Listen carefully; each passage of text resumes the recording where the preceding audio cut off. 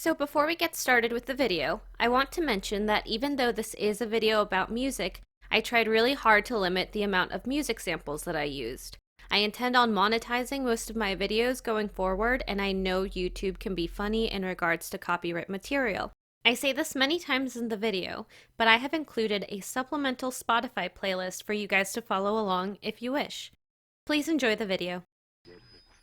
Good morning, or afternoon, or whatever time it happens to be when you're watching this. It's been well over a year since I made my first video for this channel, and I want to thank everyone who has watched, subscribed, sent in their comments, and hasn't been deterred by my lack of uploading.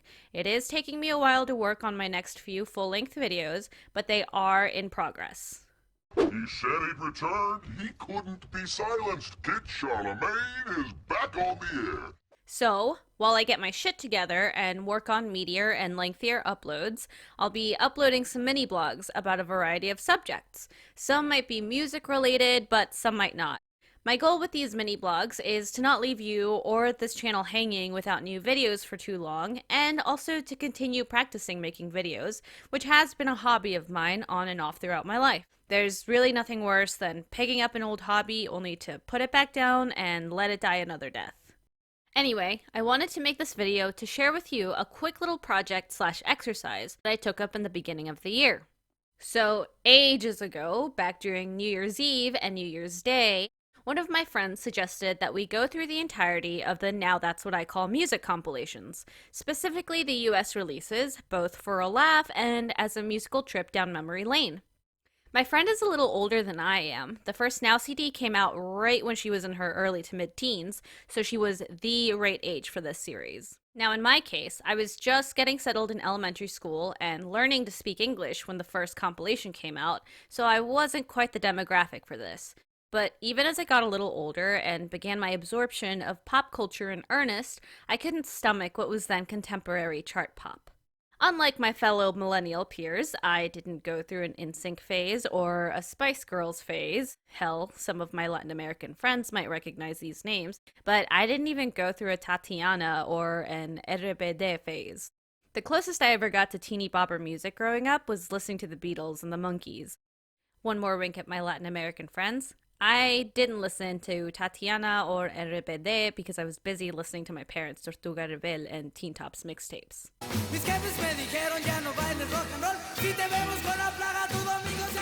Qué horrendo. RBD. So yes, I was that brand of insufferable child. Thanks for asking. Actually, a lot of my friends were also fans of the Beatles and the Monkees growing up, but they were also fans of late 90s and early aughts pop, because they weren't huge haters like me. It took me until I was like 19 or 20 to stop turning my nose up at contemporary chart pop.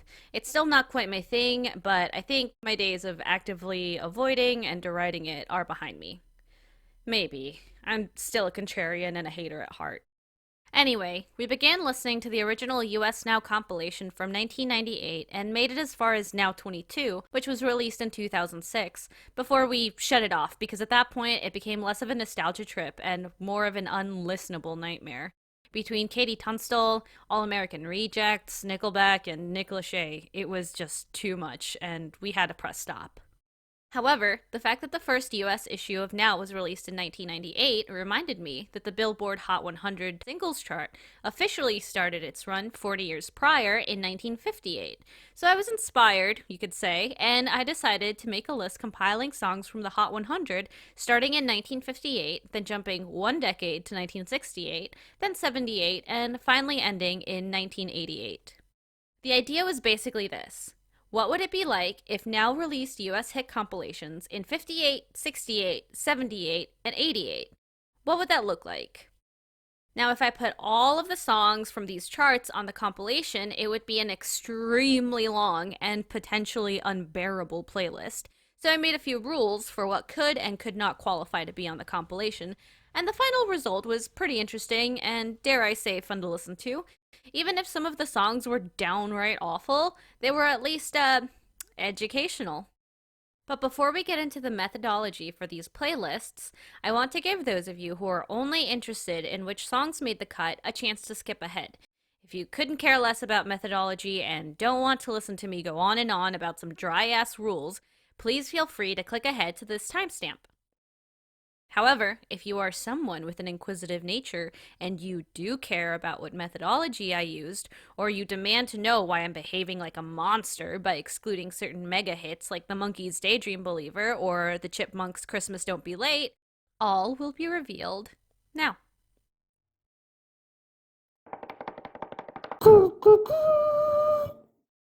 The rules of the playlist are as follows. Rule number 1. Every year gets up to 80 minutes of playtime.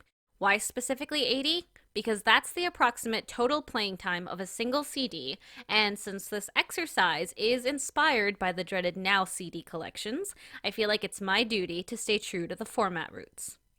Rule number 2. Each year's playlist will be organized by what I call staying power tracks first. Staying power tracks meaning songs that remained on the top 10 for the longest period of time, followed by songs that reached the number 1 spot on the charts.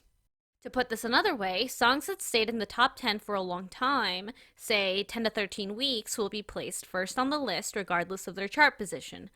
After I've exhausted that list, if there are number 1 songs that didn't stay on the charts as long, those number 1s will be included. Following the number 1s will be all other tracks in descending order from longest time spent on the chart to shortest time, with the cutoff being half the longevity of the longest charting song. For example, in 1968, the longest charting song stayed on the charts for 14 weeks, so this means that songs that stayed on the charts for less than 7 weeks will not be allowed. However, once I have exhausted all those criteria, and if I have time to spare on the playlist, I get to pick and choose which songs from the Hot 100 list to include regardless of chart success. That said, and this is rule number 3, no personal choices are allowed prior to exhausting the list of staying power tracks, number 1s, and well-performing tracks. Even if I think a song sucks, I am not allowed to tamper with the hits. However, I do give myself permission to skip at least one song if it's unbearably offensive.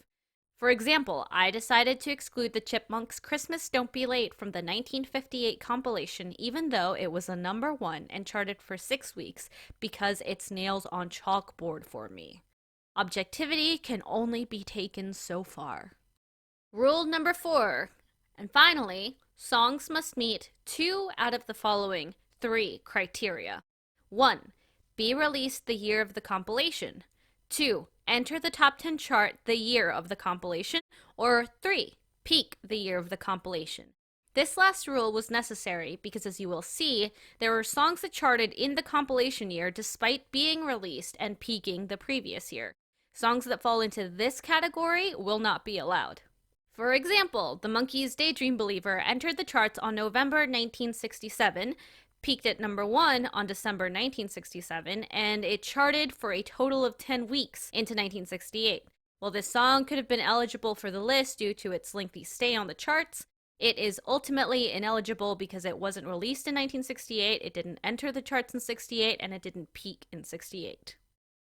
Another example, the song Judy in Disguise with Glasses by John Fred and his Playboy Band, was released on October 1967. It entered the charts December 1967.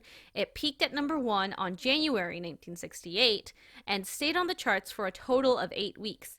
Even though it had a lengthy stay on the charts and peaked in 68, it is ineligible because it was released and it entered the charts in 1967.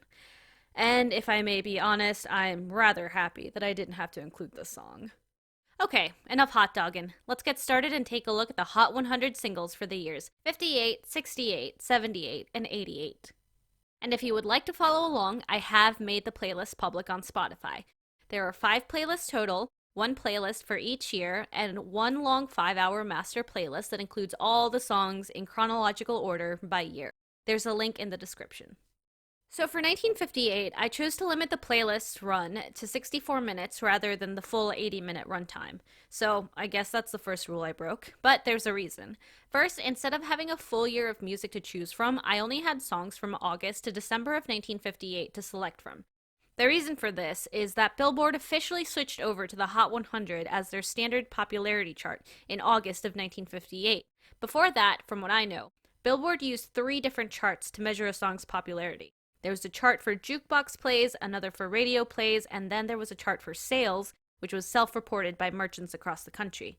Then by 1955, they began experimenting with combining all three charts with what they called the Top 100, and this was published alongside the charts for sales and radio play. However, in August of 1958, they officially unrolled the Hot 100 singles chart and did away with radio and sales charts. Anyway, I wanted to stick with the official Hot 100 chart instead of making this into a whole thing where I went back and looked at all three charts plus the Hot 100 and then from that distill a list. This exercise was supposed to be fun and easy and laid back, so that's part of why it has a shorter runtime than the other years. Another reason is that once I got through all the best performing songs and then I arrived at a place where I could pick songs that performed okay and that I personally liked, I didn't really have a lot to choose from. There were only 5 songs that I really liked and was actually enthusiastic about, including Chantilly Lace by the Big Bopper, Devoted to You by the Everly Brothers, Summertime Blues by Eddie Cochran, Rebel Rouser by Dwayne Eddy, and I Got a Feeling by Ricky Nelson. But anyway, enough explaining, let's look at the songs. I personally really liked the Hot 100 in 1958. There were a few odd songs, and when I say this, I'm specifically talking about Beep Beep by the Playmates. This song was a riot to listen to for the first time because I didn't really know what to make of it. It's funny to think that it charted for 7 weeks and hit the number 4 spot at its peak. Maybe it made for a good party song or a good jukebox song, I don't know, but it's a funny little novelty song. Anyway, 1958 also has a good mix of super recognizable pop and rock and roll vocalists, like Ricky Nelson, Conway Twitty, Elvis Presley, and the Everly Brothers, plus a good mix of instrumentals. As far as instrumentals go, there's the Latin-flavored T for Two Cha-Cha by the Tom Dorsey Orchestra, Patricia by Perez Prado of Sonora Matancera and Mambo No. 5 fame, though my favorite mambo of his is Mambo del Politécnico. In addition to these 2 instrumentals, Topsy Part 2 by Cozy Cole also entered the charts. Topsy is a big band piece originally written in 1938 by Edgar Battle and Eddie Durham for Benny Goodman.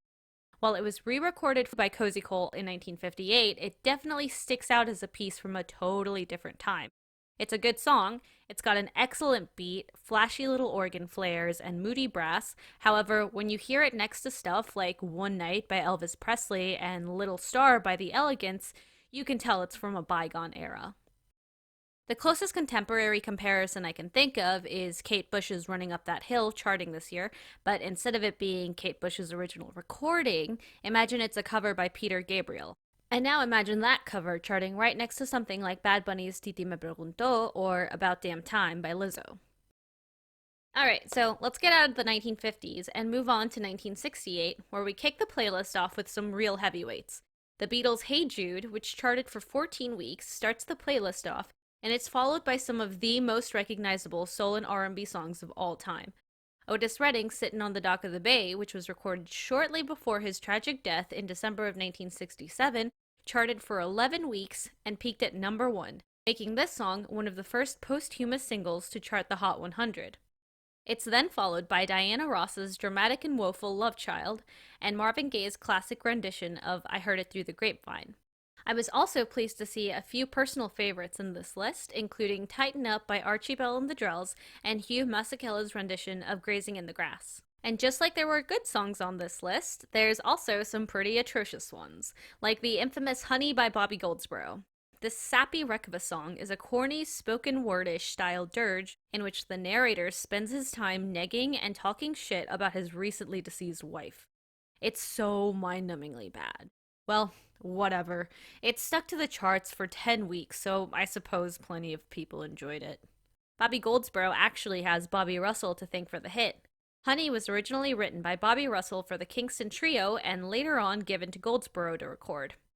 And actually, this wasn't the only songwriting hit that Bobby Russell had in '68. Little Green Apples, which was also written by Russell, was recorded by 3 different artists in the same year. Roger Miller, Patti Page, and O.C. Smith, whose version charted for 9 weeks and peaked at number 2. Okay, I've had enough of Bobby Russell's creations. They're making me sick. Similar to 1958, there's a small selection of instrumentals that made the cut, including Love is Blue by Paul Mauriat. There's also a selection of songs from movie soundtracks, including Mrs. Robinson by Simon and Garfunkel and Hugo Montenegro's cover of Ennio Morricone's The Good, the Bad, and the Ugly. You've also got pop and rock acts like The Doors, The Rascals, and Gary Puckett and his creepy song Young Girl. And then you have one of the stranger chart hits, Fire by The Crazy World of Arthur Brown. Fire is definitely the biggest standout from this collection of songs because it's not particularly radio friendly in subject matter, and it doesn't really sound like anything else that came out around the same time. Except for maybe The Doors, if only because it has a very aggressive organ sound. But it nonetheless made it into the charts where it stayed for 7 weeks, and 43 years later, made it into the hearts of every edgy millennial when it was sampled in the 2011 Death Grip song, Lord of the Game. A true timeless classic. It was good in 1968 and just as good in 2011. I'm the Lord of the Game. I rule this empire. I am the god of hellfire. If you want to know more about Fire and or The Crazy World of Arthur Brown, I recommend heading over to Todd in the Shadows channel and watching his video on this spectacular one-hit wonder. I'll link to it below. I kind of wish I hadn't limited myself to an 80-minute runtime because the last song I was able to put on the playlist was The Rascals' Beautiful Morning, which is a good song, don't get me wrong, but there were so many other songs that didn't chart as well that I wish I could have wedged into this playlist.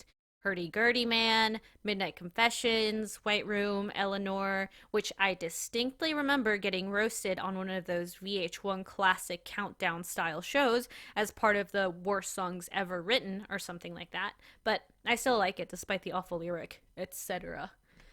What were some other songs? Oh yeah, Nobody But Me, Cry Like a Baby, Dance to the Music, all these classic pop hits had to be left out, but rules are rules, and I had already broken some of them earlier anyway, and I just didn't want to do it anymore. Okay, so I'm gonna be honest and let y'all know that I was not excited about making the list for 1978's Hot 100. This is mostly because I knew that 1978 was the year of the most obnoxious musical of all time. Rest in peace, Olivia Newton-John. And also because I thought it was going to be chock full of limp and syrupy ballads. Now, don't get me wrong, this list is not without its duds, but I was pleasantly surprised by many of the songs on this playlist. See, in spite of my deep devotion to 60s and 70s power pop, punk, and rock, I have a giant soft spot for a well-crafted pop song, and I am a sucker for a danceable disco track, so I was actually in for a treat. Like I said, 1978 was not without its downs, but for the most part, it was a pretty good year for the charts as far as the results of the list go. Les Freaks by Chic had the longest charting streak at 15 weeks, and it was well fucking deserved. After being locked up in my house for most of 2020 and 2021, listening to Les Freaks for the first time in a long time hit me like a train at full speed. I had forgotten how catchy and cathartic it was. I was obliterated. Same goes for Boogie Oogie Oogie by A Taste of Honey. Both songs made me want to run out into the street, caution to the wind, and dance and fuck everyone I saw. But, songs end, and you're left with a dwindling, euphoric feeling, and then reality sinks back in, and... Anyway, remember how I said that this was the year of Grease? It was also the year of Saturday Night Fever. Although it was technically released in 1977, it didn't come out until December of 77, meaning that its momentum carried over to 1978 and made it a huge year for the Gibb family. The Bee Gees, these guys. There are 6 Gibb tracks on this playlist, including Bee Gees tracks, Andy Gibb's solo work, If I Can't Have You, which was performed by Yvonne Elliman, but was written by the Bee Gees, and Emotion, written by Barry and Robin Gibb, but given to Samantha Sang to perform. Which, let's talk about Emotion. Can we talk about Emotion? I absolutely cannot overstate how much I love this song. I hadn't listened to it before, and based on Samantha Sang's album cover, I was ready to roll my eyes so hard I could see into another dimension. However, once I listened to it, I was a changed man. Samantha Sang's breathy vocals, accompanied by the Bee Gees' trademark harmonies, which, if it weren't for the tight percussion and the muted guitar in the background keeping you grounded, they would absolutely carry you away into the sky. This song sells heartbreak, and the way their voices swell with so much emotion. It almost makes you wish you were heartbroken so you could harmonize and sing along to the greatest ballad of all time. It's my favorite song from this compilation. It is, dare I say, sublime. Also, I don't know how it escaped me that Destiny's Child covered the song in the early aughts. I listened to it, and yeah, the vocals are great, obviously, but that little acoustic guitar intro in the beginning is as dated as a Von Dutch trucker hat. Actually, I kind of take this back. Their live performance of this song for the tribute to Aaliyah is really good. Anyway, Samantha sang and the Gibb brothers achieved perfection in 1978 with Emotion, and that's that. I don't know why people keep making pop ballads. Emotion was the perfect one, and it will never be surpassed. Everyone go home. I guess 1978 was also the year of the movie adaptation of Sgt. Pepper's Lonely Hearts Club Band, which also stars the Bee Gees, among others, but we don't have to talk about that movie. Actually, we will talk about it a little, because 4 of the songs from the soundtrack did get into the Hot 100, but only Earth, Wind, and Fire's rendition of Got to Get You Into My Life made it into the top 10, where it stayed for 2 weeks, peaking at number 9 on the list. Again, because this track didn't stay in the top 10 longer than 2 weeks, it wasn't even remotely close to being eligible for the playlist. In addition to the aforementioned tracks, you also have some more disco sprinkled in, like Donna Summer's cover of MacArthur Park and the Stones' disco rock track, Miss You. Then, of course, there's the sappy stuff, like Neil Diamond and Barbra Streisand's You Don't Bring Me Flowers, Barry Manilow's Can't Smile Without You, and the Commodores' Three Times a Lady. The yacht rock staple Baker Street by Jerry Rafferty also made it into the Hot 100, as did Eric Clapton's little ditty, Lay Down Sally.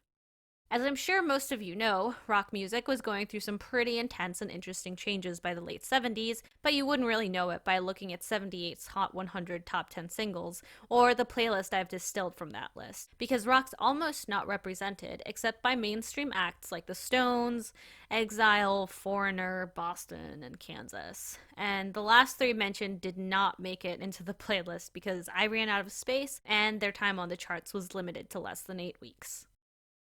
Okay, last and certainly least, the Hot 100 of 1988. I don't know how to describe 1988 other than this is the worst collection of waiting room music that I have ever heard. It's just corny ballads all the way down.